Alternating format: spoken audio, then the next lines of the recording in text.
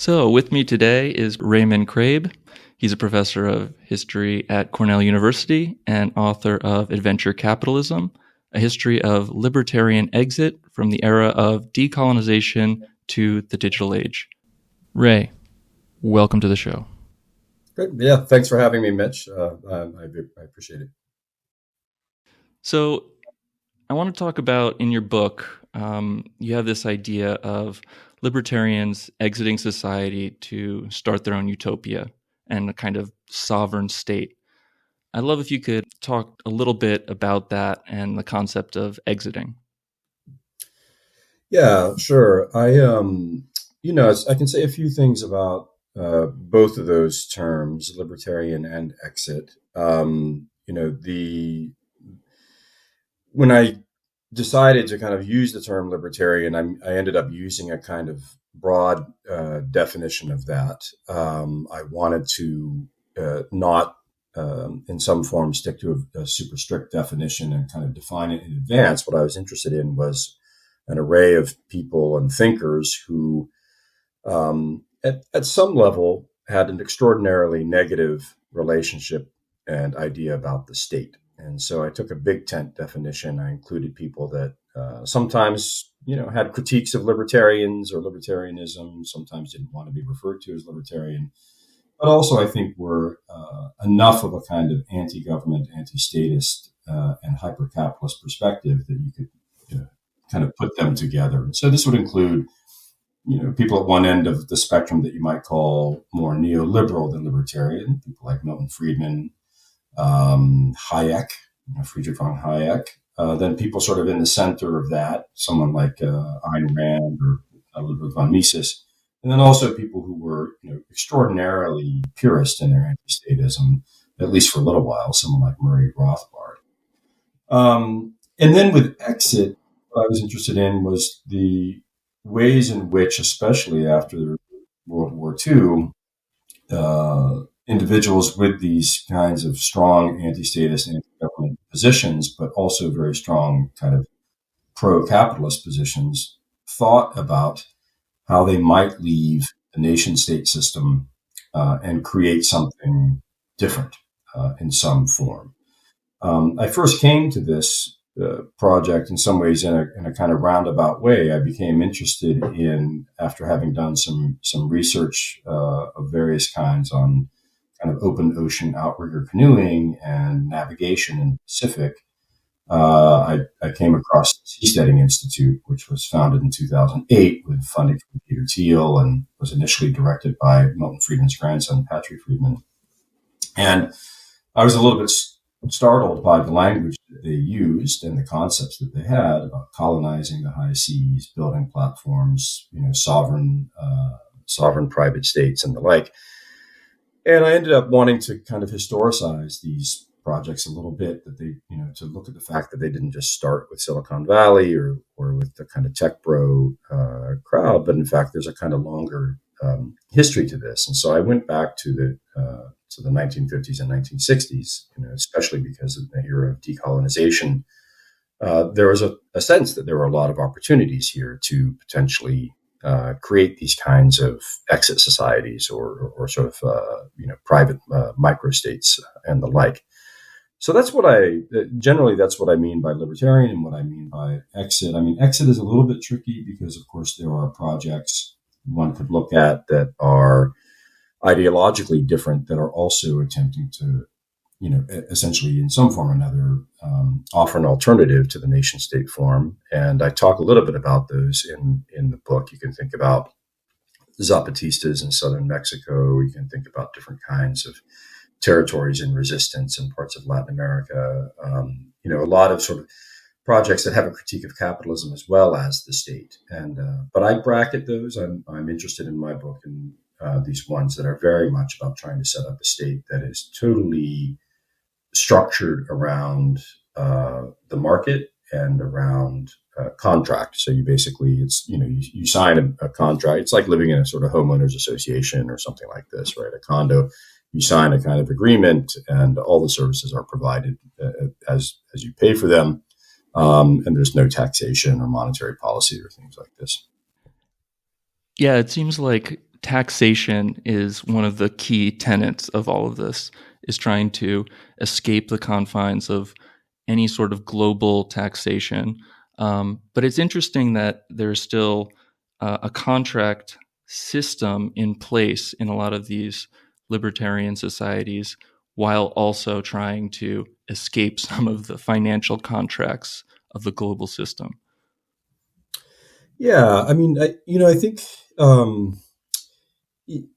these are projects that are riddled with contradictions, and I point those out, but I don't think it's enough to kind of point them out. I think there's a reason why, in part, they're riddled by contradictions. I think, in part, there's the constant tension between the kind of valorization, the celebration of the individual, and then the recognition that we're all kind of social, and we we require and need human company, human societies, and for a wide array of reasons, and even Robinson Crusoe. Sooner or later, Daniel Defoe had to introduce another person beside Robinson Crusoe if he was going to make the utopia work.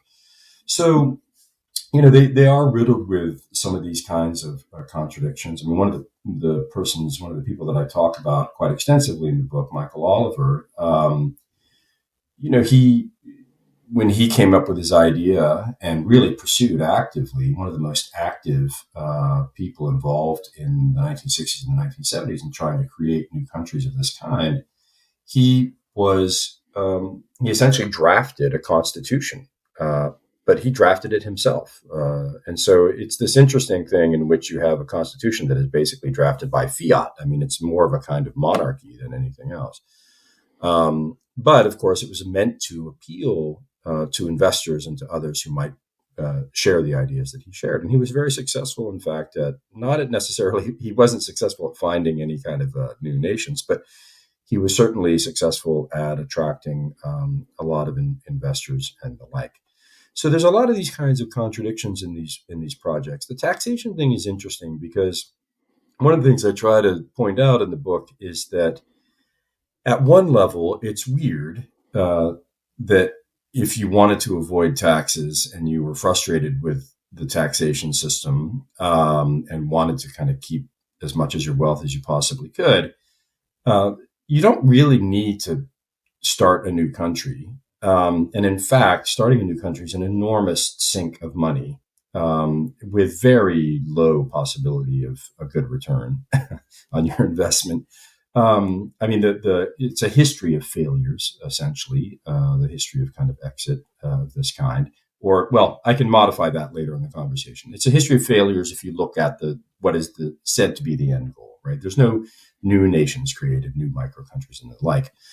So the fact is, I mean, if you have enough money to do so, you can hire a team of lawyers and accountants. And, there's plenty of offshore centers and tax havens and so on and so forth where you can avoid these kinds of taxes. And so there really is a kind of twofold thing here. One is, I think there are these very material foundations to these projects, very in the sense of, yes, taxation in terms of not having certain kinds of government regulation and oversight, in terms of maybe having, in the case of Michael Oliver, a fear about the nature of society and whether or not it's becoming totalitarian because of his own experiences, which I can talk about as well. But then you also have, I think, as well as the material, you do have a very kind of strong ideological side to this, which is, to sort of prove a point that society might work better without a government that's rooted in taxation and the like, and instead is rooted in, again, you sign a kind of contract, you decide which services you want to be provided with. Do you want fire? Do you want police? Do you want these things? Do you don't want these things? And they're all run through a kind of market mechanism. And certainly I think that's definitely the case with the more recent kind of exit projects that are coming out of Silicon Valley. To my mind, a number of the individuals involved in these, including the Seasteading Institute, admit this, themselves. They say, hey, this might never come to fruition, but we're trying to create a world of possible alternatives. Let 1,000 nations bloom, I think is one of the terms that they used at some point. And so there is a very strong ideological component to this, as well as the kind of question of taxation and wealth accumulation and so forth. Let's go back to Michael Oliver. He started in the 1960s, and he seems to be one of the biggest figures in your book. Could you talk a little bit about the Phoenix Foundation or the Abaco independence movement? Sure. Yeah. I mean, to back up a little bit, I mean, Oliver was born in Lithuania. His birth name was Moses Alitsky. He was Jewish. And he was born in 1928. He ended up, I don't know if he was born in Kaunas or ended up in Kaunas, a very cosmopolitan city in Lithuania, and a city that also, though, was savaged by both Soviet troops and by Nazi troops in the early 1940s, late 1930s. And Oliver, so he was the only person in his family to survive the Holocaust. He himself was in a number of different concentration camps, was rescued by Japanese American GIs at the end of the war, came to the United States, was in a displaced persons camp for a couple of years, ended up in Las Vegas, and over time became a land developer. And he also had a coin exchange where he could buy, sell, and trade gold and silver and the like. It's very understandable why he might be suspicious of the state, given the horrendousness, the grotesqueness of what he experienced in his life. And I think he was always very attentive to what was happening in the country and around the world. And so he had this idea that it was time to basically flee what looked to him like a kind of sinking ship by the late 1960s in the United States, what he saw as the kind of social turmoil of the country and things like this. Very influenced, as many of the individuals that I write about are. He was very influenced by the writings of Ayn Rand. And of course, that's still to this day the case with a lot of the Silicon Valley, using that as a shorthand for kind of the tech pro stuff. I mean, very influenced by Ayn Rand. And so he wrote this little book, A New Constitution for a New Country, where he drafted a constitution, and he self-published it through a little outlet in Reno, Nevada. And it was very popular, very successful. He published it in February of 1968, sold out immediately. He did a second version in May of 1968. We know that some of the people inspired by this book were very, very highfalutin, wealthy individuals in the United States who then ended up backing a lot of his projects. So Willard Garvey, who was a wheat magnate from Wichita Falls, Kansas, also involved in global housing for the poor projects, famously wrote, I found a document in which he wrote to the head of the CIA at the time, instead of making every man a communist, you need to make every man a capitalist. And the way that you do that is through home ownership. Very interesting sort of set of ideas. John Templeton, Wall Street financier, whose name might be familiar to some of your listeners. If you listen to NPR, sometimes you'll hear that NPR is sponsored by the Templeton Foundation. Just a whole array of individuals who were attracted to Oliver's ideas. And so but the problem for Oliver was, as is the case ongoing to this day, is where do you find some kind of piece of land to pursue your ideas in a world in which the planet is essentially divided up into sovereign nation states? And of course, the first thing he decided was maybe it doesn't have to be land. Right? He did a lot of research. He had a lot of people involved with him who were very supportive, and they were doing a lot of research. They were going all around the Circum-Caribbean, North and South America, parts of the Southwest Pacific. In 1968, 1969, 1970, you can track this, and he had a newsletter called the Michael Oliver Newsletter, and then it was also called the Capitalist Country Newsletter. And eventually, what he determined, either by himself or in conjunction with others, was the best bet was to try to build something on the ocean. And so he did three projects, and the first one was an ocean project. And I'll just very quickly run through them, and then if you have questions about some of the details of these, I can go into those in more detail. But the three projects, the first was the Minerva Reef, this is two atolls which sit south of Fiji and Tonga in the Southwest Pacific. So you look at Fiji and you go south toward New Zealand, and you'll find the Minerva Reefs. There's two, and they're atolls that about 22 hours or 23 hours out of the day, they're just underwater, and then they sit above the water very briefly each day. And the idea here was to dredge the lagoons of these atolls, pile the sand on top of the reef, encase some coral and chicken wire and things like this, and fill them with concrete and build a platform. And, the premise was, in a kind of, very optimistic way, the premise was to have a platform on which a city that would eventually house up to 30,000 people could be built.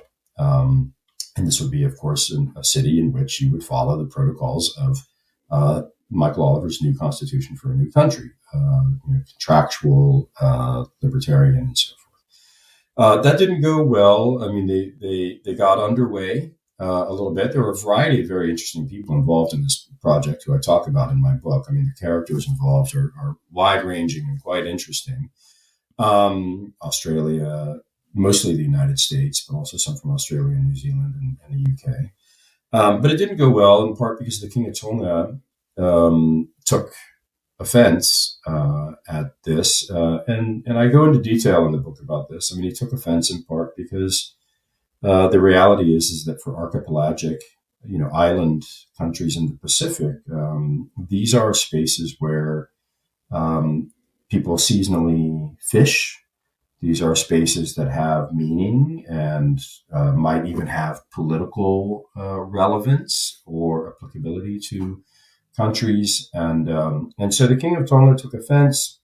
Other archipelagic nations like Fiji, Nauru, and others were also extremely worried about what precedent it might set for distant, wealthy individuals to colonize an atoll like this. And so they all essentially agreed in 1972 at a meeting that the reefs nominally came under the jurisdiction of Tonga, at least for the time being. Now, Fiji and Tonga have disputed this subsequently.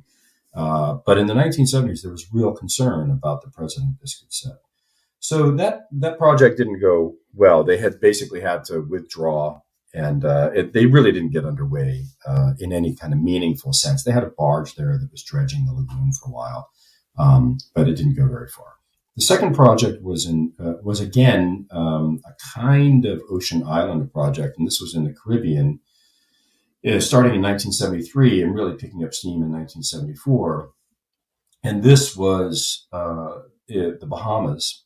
And so the Bahamas were slated to become fully independent from the United Kingdom in 1973.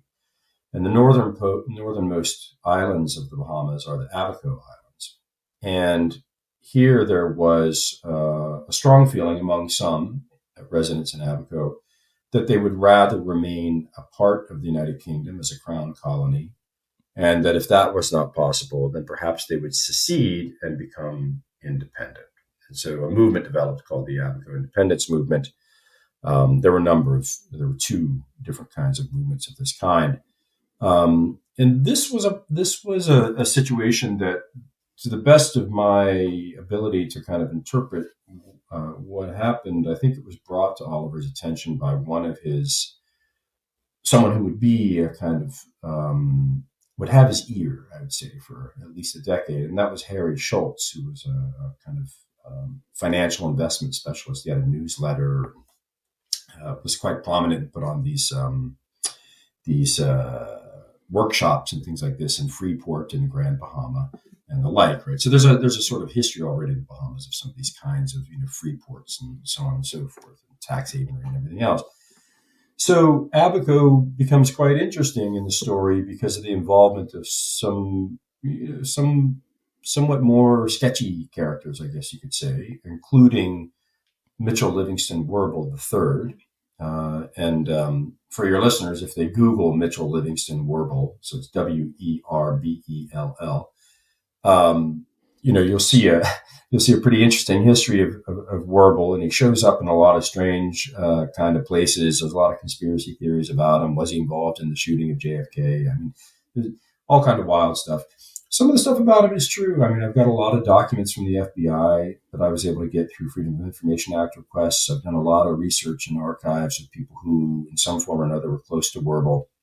And some of the stuff about him is true. I mean, not the JFK stuff as far as I know, but certainly he was in the OSS, the precursor to the CIA. He was in Southeast Asia and Southern Asia with E. Howard Hunt, who would go on to become a Watergate plumber and was involved in the CIA overthrow of Arbenz in Guatemala in 1954. He was there with E. Howard Hunt, with a number of other individuals. Lucien Conane, who was a quite important CIA agent during the Vietnam War and became one of the first directors of the DEA in the early 1970s.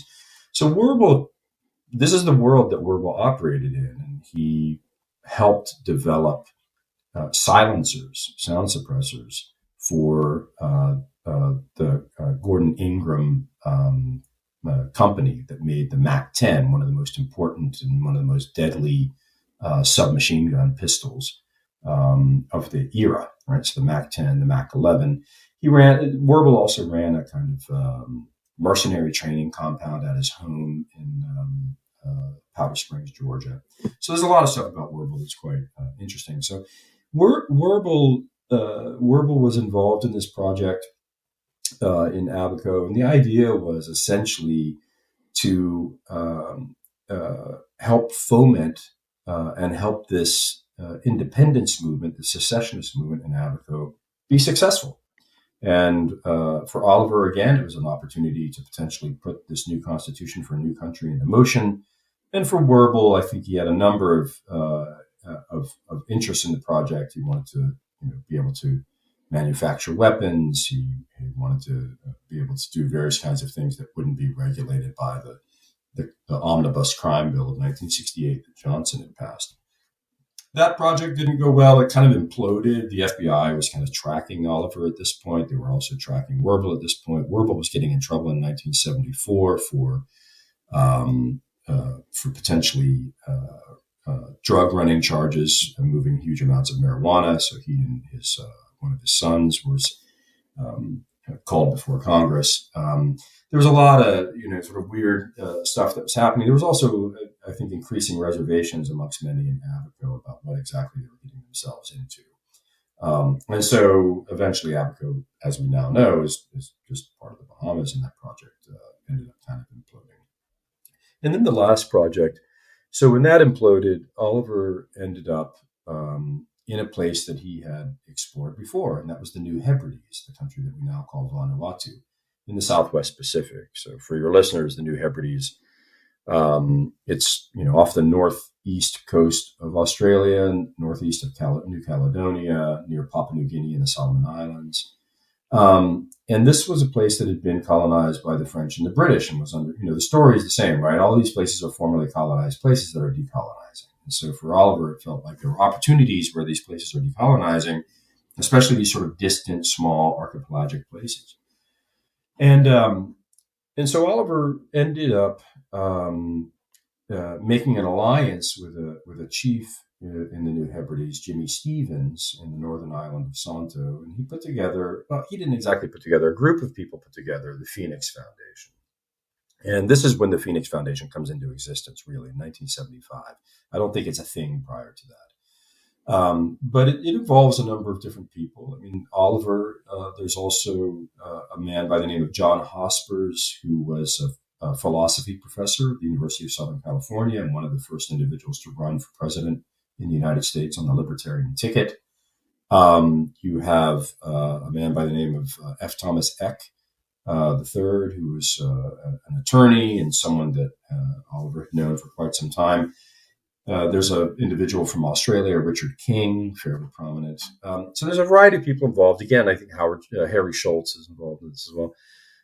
They put together the Phoenix Foundation, and the idea here, again, was to attempt to negotiate with someone in the islands to, again, get a piece of territory and set up this this idealized private community or private micro country.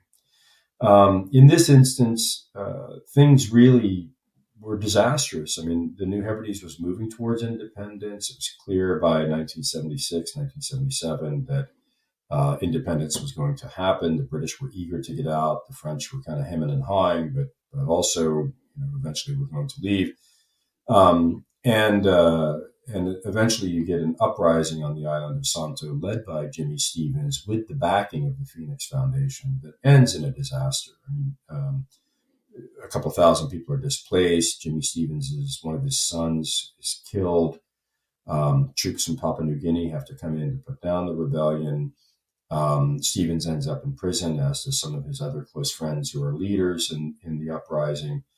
And the members of the Phoenix Foundation essentially just go back to their homes, untouched. And at that point, Oliver kind of seems to let these projects go. Right? I think he's been burned 3 times by this point, or he's burned himself by 3 times by this point.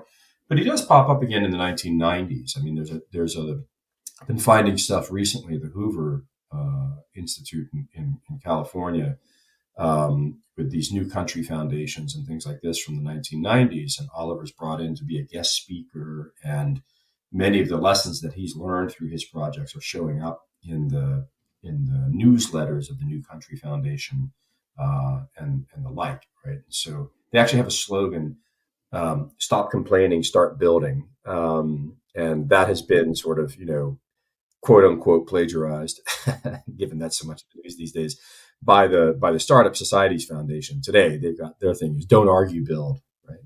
That's their slogan, which is, I have an argument about that in the book, but I can come back to that. I talked a lot here. So it's very fascinating. It seems like in all 3 instances, Oliver is using this ideology of creating a utopia, or a place to, escape all of the ugliness or underpinnings of the world that he's experienced growing up, kind of destabilized world that he goes to concentration camps, he goes through a lot of turmoil, only to create societies where he can deal with shadowy characters and people that make their own rules for the worst side of life. We're talking about like gun runners and just very ugly characters. And it's funny thinking about the Bahamas now, because with Sam Bankman-Fried and like effective altruism, that is something that he was pushing, for a type of utopia, but also wants to live in his own little bubble. And we see that he isn't really playing by the rules either. There's also something funny about exiting to this degree, because it makes me think about fight or flight. Like in this instance, it's a fighting flight. Like it's aggressively abstaining from the vote. Like, I'm so mad that I'm going to leave and start my own thing that is going to compete with yours. I'm going to fight it, and it's going to be better.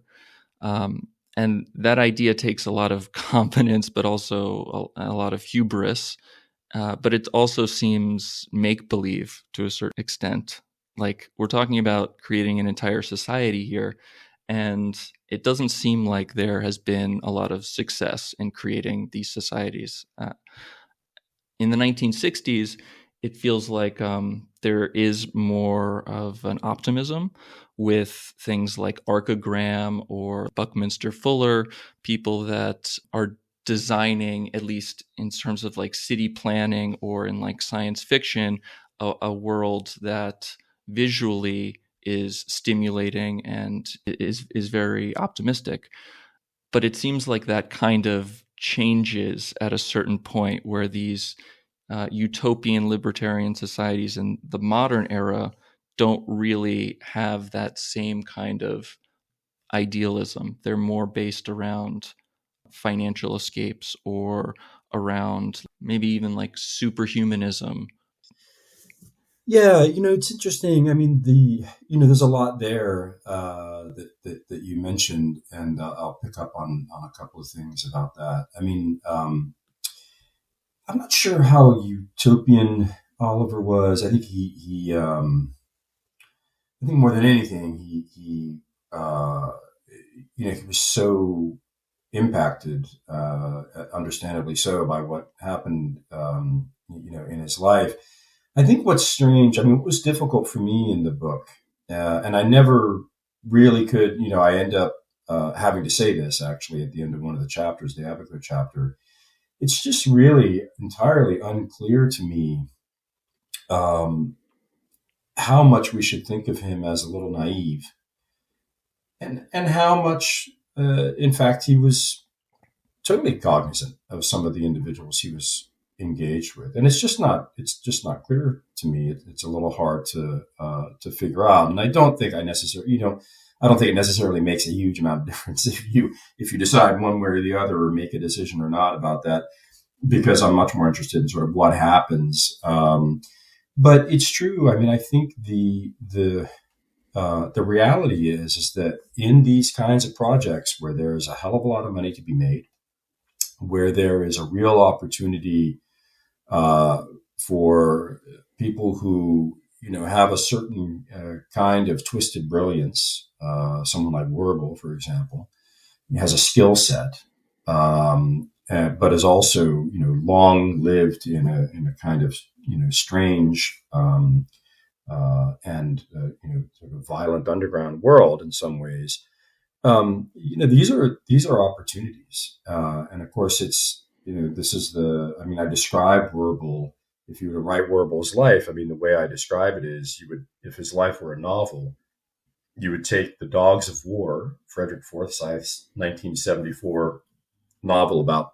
Essentially, it's a novel, but it's also a primer. It's a handbook about how to be a mercenary. Right. I mean, it really is. I mean, 90% of the book is not action. 90% of the book is telling you how, in fact, to circumvent all these different kinds of regulations and laws and everything else around gun running and so forth.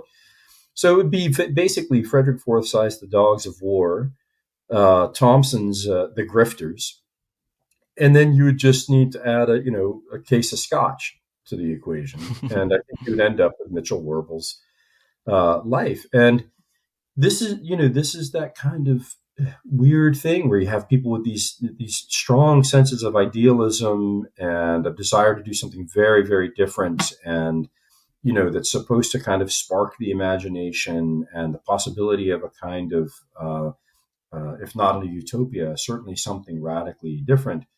But in this instance, especially because I think of the strong emphasis on money and the market and speculation and the kinds of people that become involved, then these are opportunities, right? This is like the craziness of the timeshare industry, and the wild west of housing developments and timeshares in southern Spain, in the 90s. I mean, it's corrupt, and it's sketchy, and there's all kinds of characters involved, and so that component to it, I think, is super interesting. I mean, the thing about the 60s, I agree, Buckminster Fuller, and you've got, Northern California communes, you've got a whole array of things that are kind of, that look a lot like Exit in some form or another.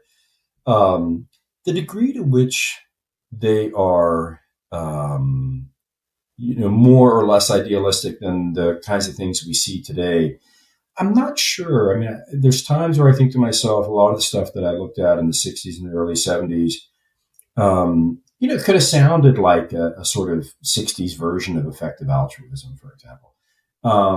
And so, one of the things that was interesting to me was, reading some of the work like Fred Turner's, from counterculture to cyberculture, and some of the other kind of takes on, efforts to understand why we shouldn't be surprised that there's this trajectory in, like, Stuart Brand and the Whole Earth catalog from this kind of countercultural, what is often seen as sort of left hippie, kind of stuff, to then, the sort of, deeply neoliberal tech Wired magazine culture, right, of the 90s and the early 2000s and up to today. I found Turner's, work very persuasive, and some of the other work in this regard as well. And so for me, it was interesting to think about a lot of the stuff that I was looking at in the 1960s. I mean, one of the things I say in the book is, for all the sort of, memories about the 60s as, in the United States, at least, as the era of the new left, Marcuse and the new left and so forth, and also, the age of Aquarius and so on. It's actually also the age of Atlantis, and Atlantis is the libertarian, touchstone par excellence. I mean, that's what they're all building: Atlantis, New Atlantis, so on and so forth. And the fact is, this is enormous libertarian resurgence in 1966 and 1967 and 1968, and one that is, again, sort of libertarian as, hyper-capitalist, not as anarchist. Yeah, could you speak a little bit about that, the difference between libertarian and maybe anarcho-capitalist? Well, I think I would, in some sense, I would kind of say libertarian and anarcho-capitalist are more or less synonymous, I guess, in my own sort of take on this. I don't really use the term anarcho-capitalist in the book because I think it's a problematic joining of two terms. I mean, I just think that anarchist is inherently, historically, at least, again, this is from my perspective, anti-capitalist as well as anti-state.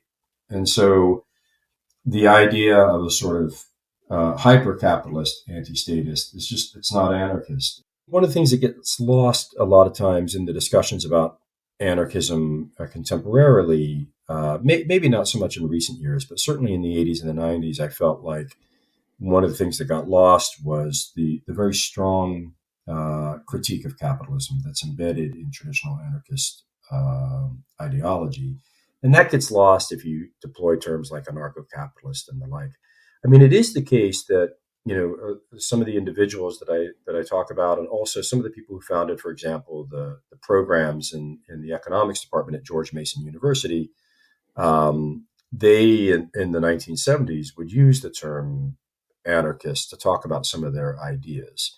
But again, they really were, in my sort of reading of things, these were individuals who were strongly supportive of what they saw as the emancipatory potential of the market and of capitalist social relations, and that really, the state or government was the kind of problem. So I think there's this. There's these distinctions to be made, even if at moments you can certainly see some strong family resemblances, right, at certain moments in time. And I don't think we should kind of ignore those somehow.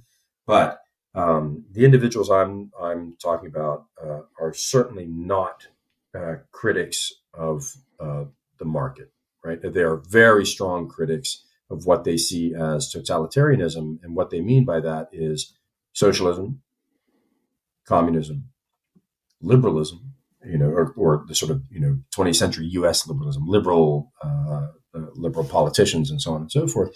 So there's a kind of strong critique of and fascism, of course. So they conflate all of these things. They put them all together. They see socialism, communism, fascism all as the kind of same thing.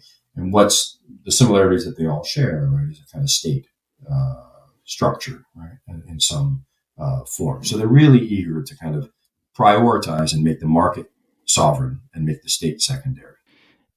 It seems like in all of these instances, there is a foundational lack of trust in humans, that if people are interacting just en masse with each other, that people can't be trusted and that things will inevitably erode. And I wonder how much of that really rings true with these libertarians when they want to flee and start their own society. It seems like they have a very dark perspective on just the commoner. But for people to sign on to the libertarian exiter agenda, they really have to trust each other when they go to this island just by themselves. And it seems like that is kind of paradoxical. It's like if you have a heist team, everyone's always trying to like undercut each other and run away with the gold. Yeah, that's a good analogy, I guess, in some ways. Yeah, I do think that, I mean, the question of trust, I mean, obviously, I think is tricky in part because what the rightly or wrongly, intentionally or unintentionally, what undergirds a lot of these projects is essentially a transactional philosophy, right? I mean, it's basically monetary exchange. I mean, that's why there's a contract. That's why you are, literally buying into the program, right? And you decide which services you want to purchase or not purchase. You agree to live under these kinds of rules. There's not necessarily any voting or anything like this because that's irrelevant. The idea is you sign the contract, and either you abide by the contract or you don't. And if you don't want to abide by the contract, then you leave. And this is the framework around which things like charter cities and things like this have been structured in recent years. And so I think it's the trust question is an interesting one, and I think it's one of these ones that ends up kind of circulating around somewhat hazily in the ether when what undergirds the projects primarily are these kinds of transactional relationships and foundations to the project. The I think the interesting thing, I mean, I don't want to be overly, I don't want to be overly derogatory or somehow or another kind of completely make the individuals involved in these projects. I don't want to sort of radically other them, and make them completely different somehow from the rest of us. I don't think that's the case. I think in what many of them I think would probably argue is that it's the question of trust is no different than the question of trust in a standard kind of nation state or society with a constitution, a republic, or where you vote and so on and so forth. The same kind of questions adhere, right, in some form or another. The question, though, of things like you mentioned, the commoner.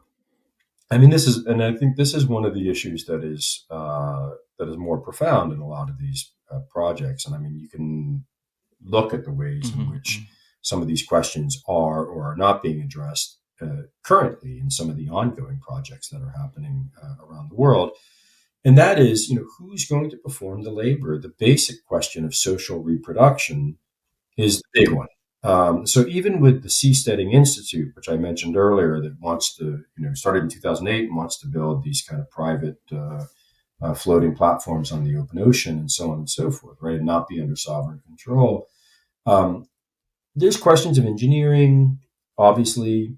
There's questions of international law and the law of the seas, obviously. But I think the big issue that they've confronted over and over again is labor costs. I mean, even in a dissertation that was written under the sort of umbrella support of the Seasteading Institute some years ago by a PhD student, I think from Spain, this was raised. I mean, the labor costs are extensive. You're way out. If you're going to be on the high seas, I mean, you're going to be way, way, way out there far from land if you don't want to be in the exclusive economic zone of any country. So that means labor costs are going to be substantial. And I think the labor question is the big one. It's the question about who gets to live in these communities and who doesn't, under what kinds of circumstances, and so on and so forth. You can look at Singapore. You can look at Hong Kong. I mean, these are places that are idealized by a lot of the kind of neoliberal and libertarian figures. I mean, Thatcher, adored Singapore. And Paul Romer, an economist now at NYU, who was chief economist at the World Bank briefly and came up with the idea of charter cities. I mean, he idealizes Hong Kong. These very nostalgic visions of these places. But if you look at the kind of labor relationships and the place of the commoner and the place of migrant labor and so on and so forth, it's not necessarily super pretty. So I think these are some of the kinds of, I think, basic material questions that come into play that complicate the way in which the ideology might be presented. Yeah, that's a good point. I'm thinking of Qatar for the World Cup. The migrant situation wasn't great. Right. So I've worked as a journalist, but also as a creative director. And so I follow advertising campaigns maybe a little bit closer than most people. And one of my favorite ads was for a small Midwestern state lotto. And I love lottery commercials because it effectively deals with delivering dreams. You know, what would people do if they won all of this money? Mhm. And for this ad, the tagline was win, disappear money. So, one of the interesting things about the exit movement is leaving behind the financial constraints of the system we all live in. But this lotto commercial is like, okay, so you win this money. You just don't have to write the email. You don't have to answer your boss. You can just leave. And I think that that is actually kind of a part of all of us at some point or another. We just want to leave. And to some degree, the libertarian exiting movement is playing on that basic human instinct of like, if I had the means to do it, how would I do it? Which I find really fascinating. Mm-hmm. Yeah, this is not something that should be poo-pooed. Absolutely. I mean, part of what undergirds this, I think, is this. One of the things they tap into, and at least some of the individuals involved in these projects, they tap into.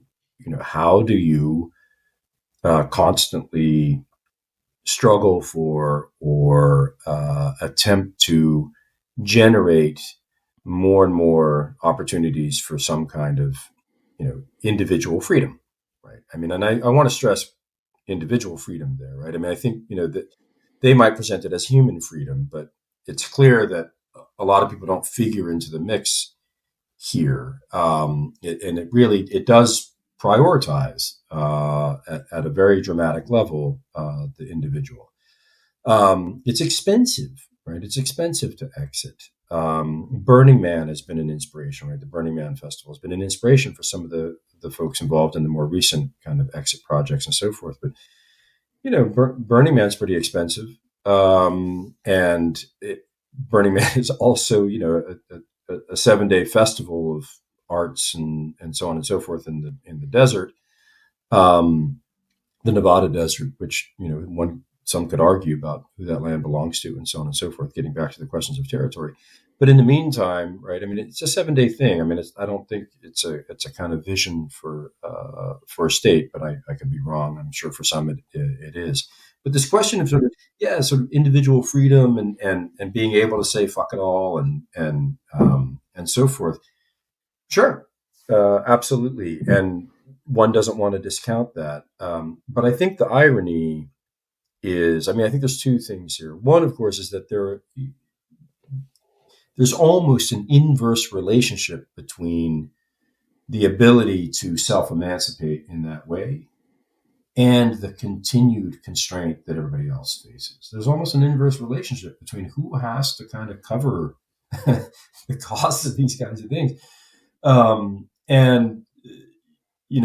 I have a point that I make in the book at the end, which is, there are populations of people in the United States who have experienced long-term persecution, legacies of being enslaved, redlining in housing, discrimination in jobs, being overly policed, subject to structural violence of various kinds, who find themselves rarely, if ever, in a space in which they're able to exit in the ways in which the libertarians suggest that we do.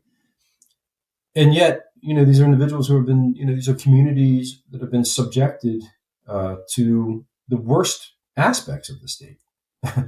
and that the state abandons communities, in so many other ways: public libraries, good schools, nice parks, green spaces, decent support for housing, so on and so forth.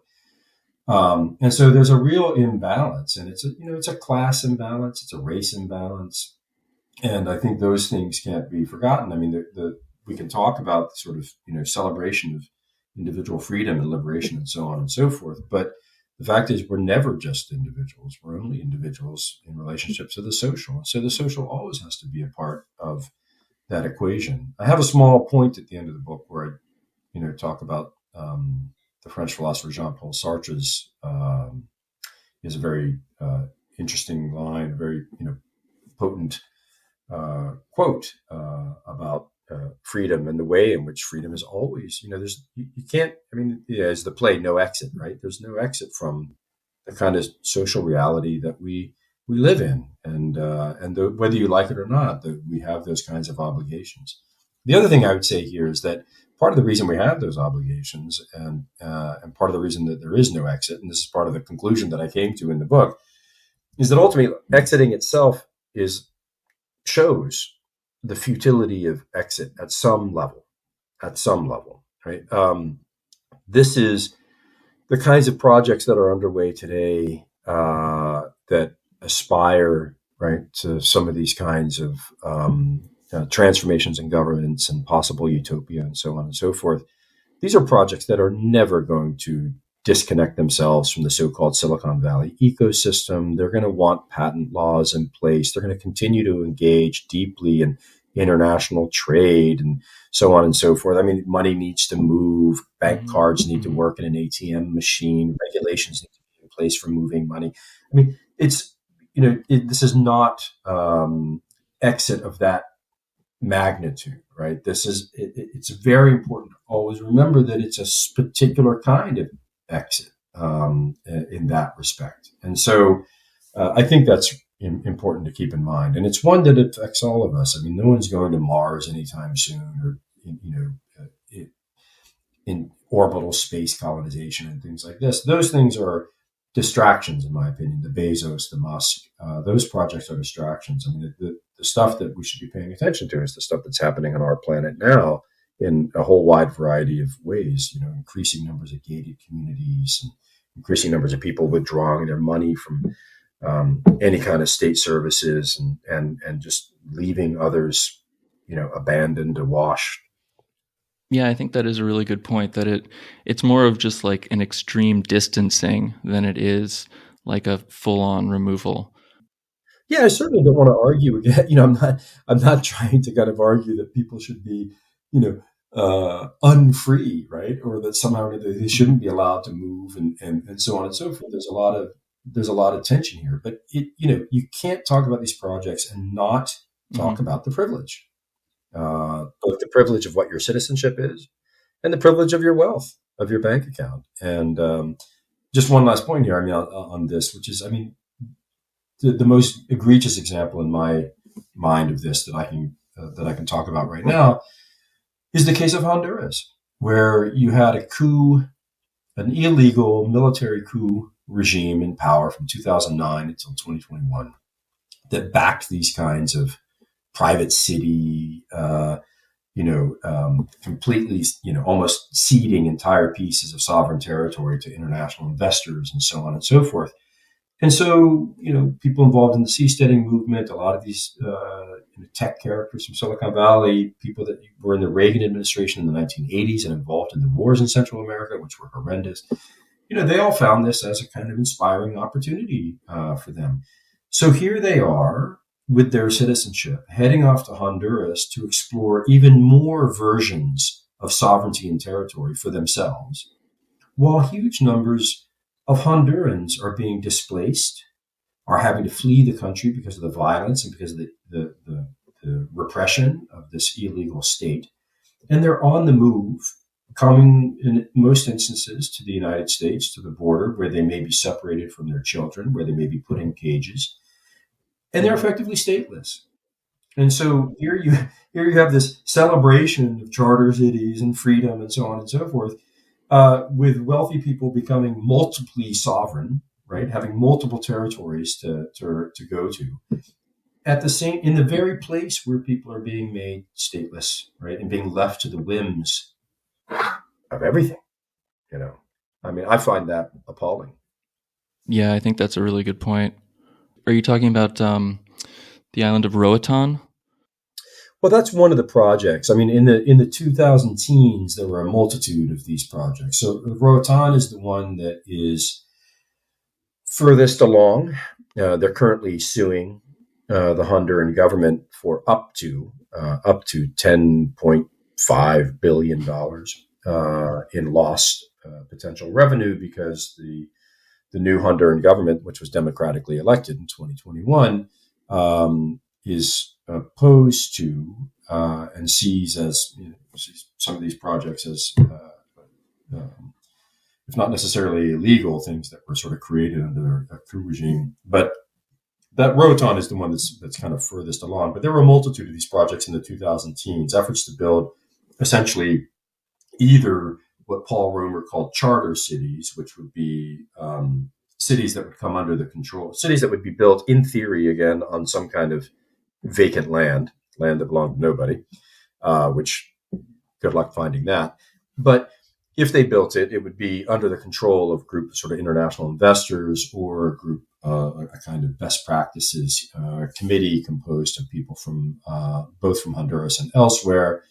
And the idea would be this would be on land ceded to this city, and it would be theoretically open. You could opt in or opt out. You would have no voting or anything else, but it's this whole idea that you sort of vote with your feet. You can sort of opt in or opt out. And if you agree with the kind of regulations in the city, then you go and you live there. And if you don't agree with them, then you decide to leave. This was the idealized version of this. And of course, Romer even himself agreed that there would have to be some form of migratory controls and so on and so forth. But then these got ratcheted up. These got ratcheted up into these special employment and economic zones with changes in the Honduran Constitution that allowed for very few articles in the Honduran Constitution to apply to these zones. Increasingly, you had groups coming in after Romer who were interested in less opt-in and opt-out and more buy-in, kind of gated communities. They started to look more like, radically private sovereign country clubs than they did anything else. And, Roatan's the one that's still kind of ongoing, and your listeners can look up their kind of shtick. There's a Roatan Prospera. You can look up their stuff, and you can also follow the news, especially for those who read Spanish. If you read the Honduran press, you can also follow the critiques and the issues that are being raised about Roatan and where it's going from here. There's been a long arguments about these over the 2000 teens and up to today. And there's been some excellent writing about this, in particular by Beth Geglia, who's an anthropologist who's done a lot of work there. And there's been some writing coming out from others as well. And I cover a little bit of it. The last chapter of my book is on what's been going on in Honduras since 2009. Yeah, it seems like that's a very unique situation to that country in particular. Well, these are it's a place where a lot of these kinds of experiments have been played out, even in the 19th century. I mean, Central America, islands in the Caribbean have been places where, a lot of outsiders have gone to experiment with their own kind of fantasies. And you can follow the circuit of some of these individuals. I mean, some of the same individuals who were involved in trying to build an early sort of Bitcoin capitalist refuge in Chile, thinking that, that Pinochet's Chile would somehow or another be delightful for them. That imploded in 2012, and some of the individuals involved in that ended up in Mexico trying to create this anarcho-pulco annual, anarcho-capitalist event, which HBO, there's an HBO documentary called The Anarchists. There's, again, that sort of slippage in the terminology. But The Anarchists, I think it's a 6-part documentary about anarcho-pulco and some of the individuals involved in that, and just, the kind of chaotic nature of it. But again, I mean, it's the same, a similar cast of characters running through Honduras, going to Roatan, helping with the seasteading movement, trying to write law, trying to code in different ways. And so it's a it's a there's a kind of international circuit of folks here. Fraudsters who want to erect new societies, mainly pilfered off of other ones. Talking a little bit about seasteading, I recently came across a New York Times article about a cruise that was going to be 3 years long, and it was, I think, $75,000 or $90,000, and it would travel all around the world. And people were doing the calculations of if they were a resident of the cruise, what would the tax situation be, or would it be cheaper than paying rent in America? When I saw it advertised, I did the calculations myself, and I was like, well, actually, it wouldn't, seems feasible. But then even that fell apart. It seems like that was maybe the closest thing to a legal seasteading country.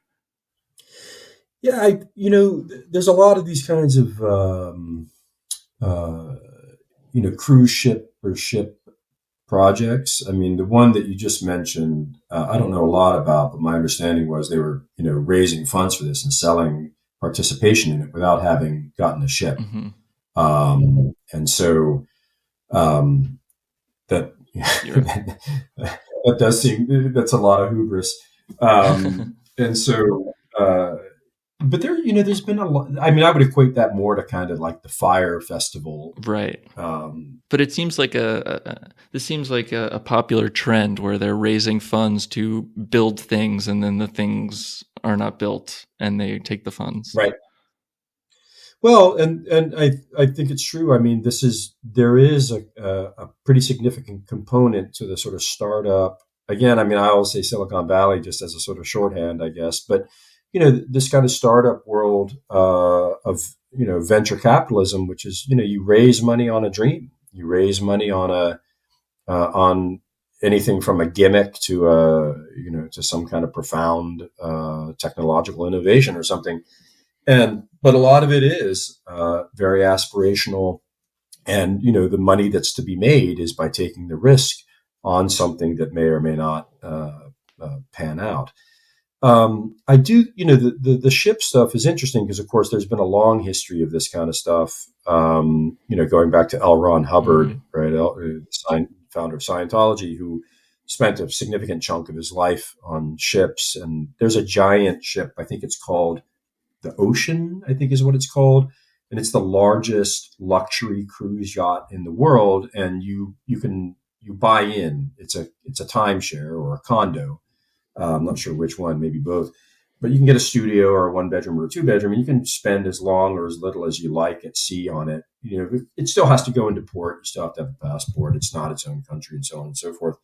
More recently, the folks associated with the Seasteading Institute or Seasteading Movement got a hold of an old cruise ship, renamed it I can't remember, the HMS Satoshi or something like this. They named it after the supposed founder of Bitcoin. And the idea here was to kind of try to do something, libertarian exit-esque. And that just fell apart. They couldn't get it insured. There were an array of issues with it. But again, it's the logistics. It's the basic kind of logistics that you run up against in trying to create these things.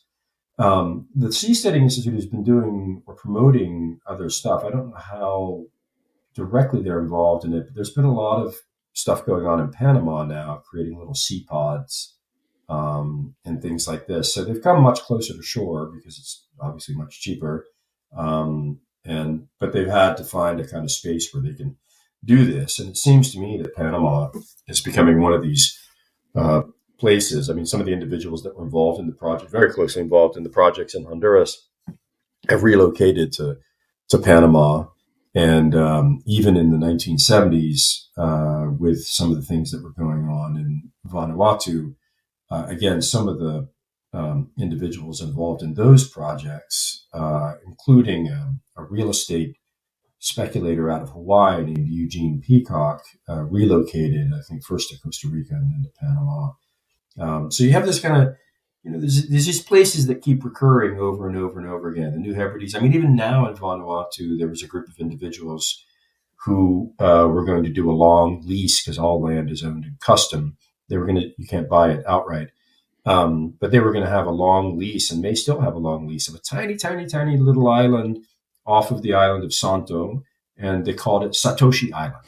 Again, I mean, Satoshi, the Bitcoin thing is everywhere, right? And there were going to be 21,000 NFTs, and the NFT would grant you quote unquote citizenship on this little island.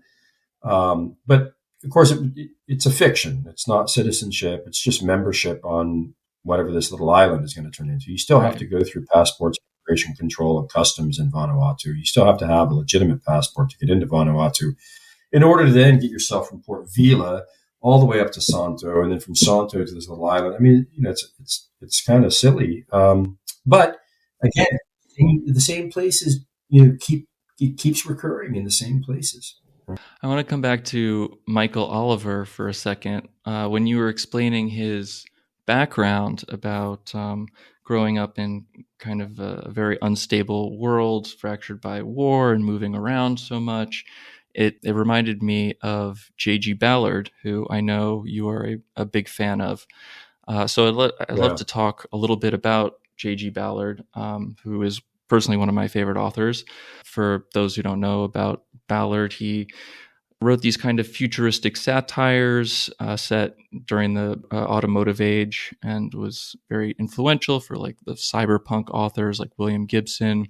He wrote Empire of the Sun, which is kind of a fictionalized version of his youth during the Sino-Japanese War in Shanghai, which reminded me of Michael Oliver. But he also wrote High Rise, and he's kind of known for writing these books that take place in a box. So many of them deal with these theoretical utopias that turn into dystopias, like Supercan is one, or Cocaine Nights, which are both stories about gated communities that descend into hyper-violence for entertainment purposes. Or one that seems relevant here is Rushing to Paradise, which is a book about a bunch of environmentalists who start an island society based around trying to save a rare bird. And then that eventually descends into a nightmare. And then this makes me wonder if all of these kinds of quests for utopia will just turn into Lord of the Flies eventually. Like, can you start a society based around one common goal? Yeah, interesting. Yeah, Ballard is, I found a lot of productive food for thought in Ballard, and I really, like you, I became a Ballardonian, or whatever the word might be, in the midst of kind of writing this book and sort of absorbing a lot of what he'd written. And just, I think there's something about Ballard that's almost like, it's a little bit like the show Black Mirror. I mean, he had this way of recognizing what we were just on the cusp of. And so his science fiction just felt so immediate and so real. It was somewhere between science and science fiction. One of the things I mean, something like Rushing to Paradise, I mean, I think is a quite the kind of short takedown, right, of a certain kind of blindedness in some aspects of the environmental movement. And I think he's always been very cutting in that way. I mean, he really does not tolerate, sort of pieties and easy, sloppy progressivism, right? And I think, Ballard always had that kind of conservative edge to him. And so I read Rushing to Paradise kind of in that way. I mean, to me, I thought the books that were most directly relevant to what I was writing and thinking about was Supercon, which you mentioned, sort of this elite kind of residential business park model in a very sort of writing con, in southern France, and the ways in which the occupants are able to, for their own pleasure, right, for their own kind of existential need in some sense, and for their own emotional pleasure, are able to just exercise violence as they wish, or to exercise charity as they wish, but they get to be the acting agents in the universe of all the people around them, and I think the sort of gated community component to it, and the business part kind of component to it is quite important. And also, cocaine nights. I mean, importing crime because you're so bored and boring, right? That you need this certain kind of stimulation, the luxury to kind of import crime and export crime and so forth as you wish. I think with Ballard, my read on some of the stuff, at least for my own work, is I see him less as a kind of as very dubious and suspicious about whether or not these kinds of projects can ever come to fruition, or what they might look like, or something like this. And more, it feels more to me like a commentary on, in many respects, where we already are, almost, but just not quite. And yet, if you just kind of pull back the surface a little bit and just imagine one more step, you can envision actually the kinds of universes that he's articulating for us. And so I feel it's less of a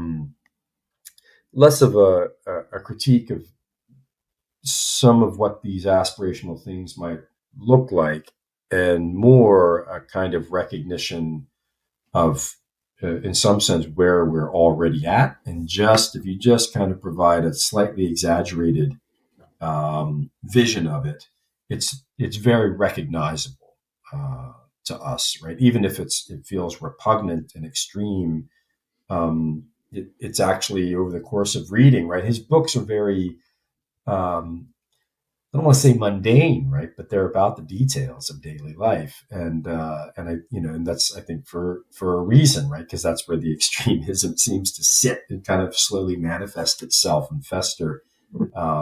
And the other one he did, what was Kingdom Come and Millennium People. There's been a lot of his stuff that's been released recently, and the Millennium People is also somewhere, right? It's just a little subdivision out by Heathrow Airport. Is it by Heathrow, or maybe it's in Fulham or something? And the idea that you're in Chelsea or you're in Fulham, and what your class status is, and whether or not there's a gate before you can drive in, and sort of how much surveillance there is in the community, and the self-surveillance. And it reminded me in some ways, very interesting about some of the conversations around, the fact that Trumpism in the United States is the preponderance of support, right? The bastion of support is the sort of upper middle class. Right, it's the suburbanites, it's the people who flew, had the money, disposable money, to take off of work and fly to D.C. for the January 6th craziness. And it's the same thing, right? It's the upper middle class social climbing communities, right, that are where the sort of violent future seems to be unfolding. Yeah, I think your point about us almost being there is rings very true. Like, I'm thinking about the autonomous zones, like the CHOP, how that was supposed to be something of a utopia, and it kind of ate itself alive. Or even Occupy Wall Street. These are movements that are they're supposed to be rooted in what's good for everyone, and, no police zone or whatever. But then you're eventually going to need some sort of structure, or it's going to crumble. And I think we see that in a lot of these seasteading or libertarian exit societies as well. I think the case that I mentioned briefly in my book as a kind of alternative, and I'm not trying to kind of idealize this in any way, shape, or form, but it seems to me, the Zapatista territory in the south of Mexico is an interesting counterexample, right? And some friends and colleagues of mine, Dennis O'Haire and Andrei Grubacek, have written about this. I think very eloquently, as have others, that the Zapatistas created. It's not an exit community; they call it an exile community, and I think it's an important kind of distinction and a worthwhile one, just to use, for heuristic purposes at least.